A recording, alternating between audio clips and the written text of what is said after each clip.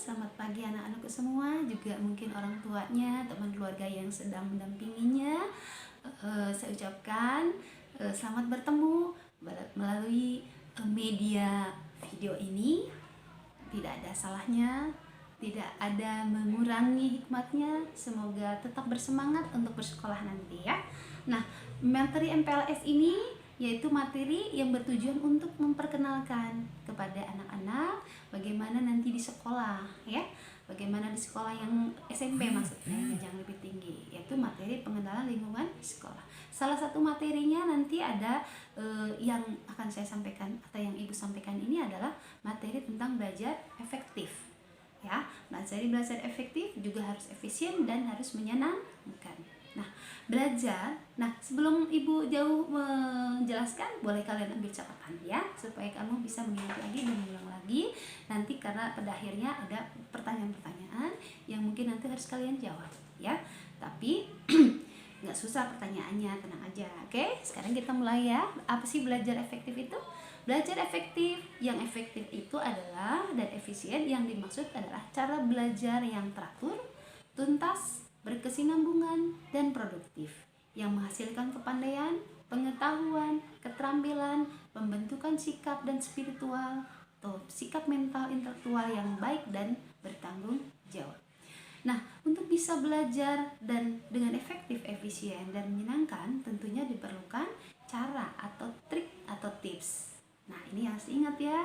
Yang pertama, satu ya, ada 9 nih, ibu sebutkan satu dulu. Yang pertama, satu, tentukan tujuan belajar. Oke, tujuan belajar, setiap orang pasti punya cita-cita kan? Setiap kalian pasti punya cita-cita untuk menjadi orang yang sukses dalam bidang apapun. Untuk itulah tujuan belajar sangatlah penting bagi kalian. Nah, dari sekarang mulailah, sebelum belajar kalian harus menentukan tujuan belajar dulu. Tujuan belajar kalian untuk apa sih sebetulnya? Terus untuk mencapai apa? Kemudian untuk menguasai apa? Untuk tujuan apa belajar? Nah, kalau sudah menentukan tujuan, saya misalnya tujuan saya belajar pengen jadi apa, tujuan belajar saya pengen jadi orang sukses. Nah, maka itu adalah salah satu bentuk spirit kalian untuk memotivasi diri supaya belajar lebih fokus, lebih bersemangat lagi. Nah, tujuan belajar dengan menentukan tujuan belajar akan membuat belajarmu bisa lurus di jalurnya dan fokus pada tujuan yang akan dicapai. Kemudian yang kedua adalah belajar dengan disiplin. Disiplin sangatlah diperlukan dalam belajar, karena dengan cara itu kita dapat mengatur waktu dan hal apa yang akan kita pelajari. Belajar itu juga perlu mengatur waktu, kapan kalian memulai, kapan juga kalian istirahat ya. Disiplin sangat diperlukan dalam menuntut ilmu. Dengan disiplinlah kalian bisa meraih kesukses. Bagaimana untuk membiasakan kalian disiplin? Contohnya kalian bisa membuat jadwal dengan waktunya. Misalkan kapan kamu mulai jam belajar, mulai dari bangun tidur sampai dengan nanti tidur lagi, susun jadwalnya. Kemudian kalian harus konsekuen menaati, melaksanakan sesuai dengan jadwal atau yang sudah kamu catat ya. Itu disiplin. Kalau kalian melanggar itu berarti kalian nggak disiplin. Nah, itu contoh disiplin. Yang ketiga yaitu belajar dengan orang lain. Maksudnya belajar dengan orang lain atau bisa dikatakan juga belajar berdiskusi atau berkelompok. Nah, kebiasaan masing-masing individu pasti berbeda-beda ya. Ada yang lebih bisa konsentrasi kalau belajar sendiri, ada juga yang bisa lebih cepat mengerti kalau kita belajar dengan teman atau dengan keluarga atau kerabat yang lainnya. Nah, cara yang efektif itu memang adalah belajar berkelompok, karena dengan belajar berkelompok ini mudah mengingat, juga akan mudah bisa menyelesaikan masalah, karena ada orang lain yang bisa memberikan masukan ataupun solusi di mana kita nanti akan menemui kesulitan pada saat sedang belajar. Nah, itu jadi yang ketiga adalah belajar berkelompok atau belajar dengan orang lain.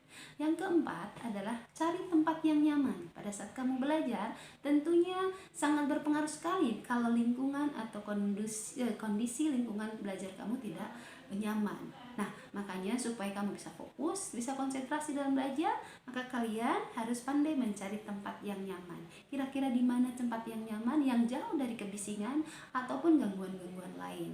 ya. Karena ini adalah salah satu hal penting yang mendukung kamu dalam belajar. Nah, tentukan dari sekarang, kalau kamu belajar, mau cari tempat di mana, silahkan. Yang penting adalah nyaman. Kemudian yang pertama kan masih ingat ya, yang pertama adalah tujuan belajar, tentukan. Yang kedua disiplin, yang ketiga belajar dengan kelompok, dan yang keempat ini adalah cari tempat yang nyaman. Kemudian yang kelima adalah minum air putih. Pada saat belajar itu, pada saat menghafal atau kamu mempelajari sesuatu itu, pasti tubuh akan merasa capek, lelah, ya. Untuk itu diperlukan kebugaran badan pada saat konsentrasi. Dengan cara apa? Belajar, sediakan air putih pada saat belajar. Sediakan air putih segelas. Di mana kamu mulai capek, lelah, ngantuk, itu tandanya kamu sudah menempatkan kelelahan. Untuk menyegarkan kembali, kamu bisa minum air putih. Karena secara alamiah fungsinya untuk apa air putih itu? Yaitu untuk membuat tubuh menjadi segar. Apalagi setelah berkonsentrasi lama mempelajari sesuatu, ya. Jadi jangan lupa sediakan air putih saat kamu belajar. Berikutnya yang keenam ya, yaitu kenali tipe belajar. Karena tipe belajar tuh seperti apa? Kalian pasti udah merasakan sendiri ya, belajar kamu tipenya seperti apa. Apakah kamu lebih mudah kalau kamu melihat gambar, lebih paham, atau juga ada mungkin yang kalau mendengar suara atau mendengarkan penjelasan melalui radio ataupun apa, kamu lebih mudah mendengarnya, atau mungkin juga dengan mendengarkan musik kamu baru bisa belajar fokus. Nah, itu kenali dulu tipe belajar kamu apa, ya.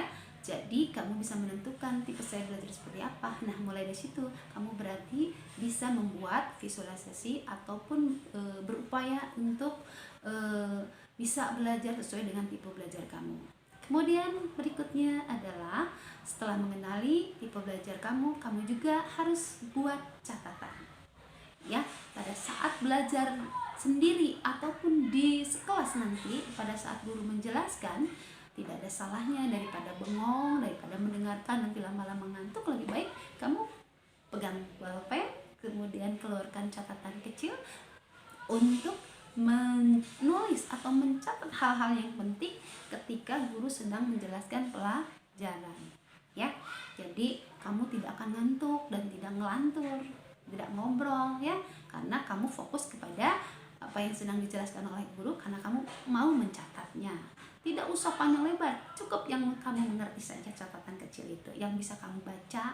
Orang lain nggak bisa baca, nggak masalah, yang penting kamu sendiri mengerti dengan tulisan kamu sendiri, yaitu catatan-catatan kecil atau catatan-catatan penting. Nah, kemudian catatan penting itu sangat berguna sekali, catatan kecil tadi. Di mana berguna? Ketika kamu akan mengulangi pelajaran sampai rumah, kamu bisa melihat catatan-catatan itu. Kalau lupa bisa lihat catatan. Tapi kalau tidak pernah mencatat sama sekali, kalau udah lupa, apa yang harus kamu lakukan? Kamu tidak bisa menemukan solusi. Nah, tapi kalau sudah punya catatan, bisa buka lagi. Nah, itu gunanya kenapa kita perlu membuat catatan kecil ketika belajar.